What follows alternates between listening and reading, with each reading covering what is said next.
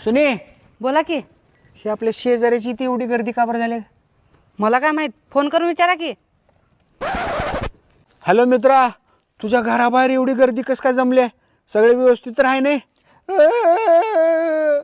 भावा, मी कुत्र पाळलं होतं का नाही? हा.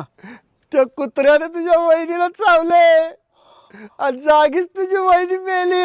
अरे बापरे, लय वाईट झालं की. बर मित्रा, तू काही टेन्शन घेऊ नको. झालं गेलं ते विसरून जा. बरं माझं ऐक की. बोल की.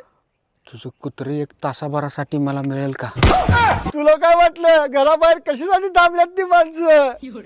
कुत्रेच बघायला थांबल्यात की. कुत्र्यासाठी एवढी गर्दी झाली होय? मला वाटलं ह्याच्या बायकोचा शोक मनवायला थांबल्यात काय की कडू 12 बोड्याचे.